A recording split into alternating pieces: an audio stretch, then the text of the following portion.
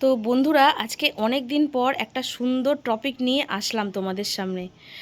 মন্দিরা কিন্তু দারুণ খেলছে বলতে হয়। তার কারণ হচ্ছে মন্দিরা বুঝে নিয়েছে যে যত ঝগড়া অশান্তি কেস কামারি এইসব করে কিন্তু কোনো লাভ হবে না।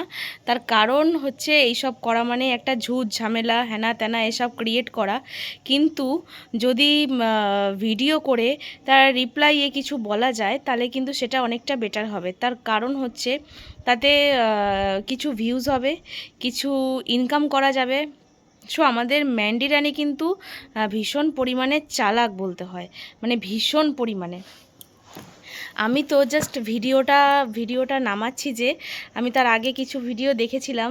আমার ঠোঁটটা যেন আজকে জানি না হট করে কিসে, ও হ্যাঁ হ্যাঁ হ্যাঁ মনে পড়েছে, দুদিন আগে না আমার এখানটা তেল ছিটেছে, যার জন্য এখানটা ঠিক কালো হয়ে গেছে স্পট। একটু জ্বালাও দিচ্ছিল, বেশ হচ্ছিল। কিন্তু তোমরা আবার ভেবো না আমি কিন্তু লুকিয়ে লুকিয়ে আবার বিড়ি খাই, যার জন্য কিন্তু আমার ঠোঁটটা এখানটা কালো হয়ে গেছে। যদি খেতাম তাহলে কিন্তু পুরো ঠোঁটটা কালো হয়ে যেত, পুরোটা কিন্তু হয়নি। তো যেটা বলার ছিল সেটা হচ্ছে এত পরিমাণে চালাক, এত পরিমাণে চালাক, আমি ভাবাই যায় না এতটা পরিমাণে চালাক। আমি তো বিশ্বাসই করতে পারছি না ভাই, এত মাথায় বুদ্ধি আসে কি করে ম্যান্ডি রানীর।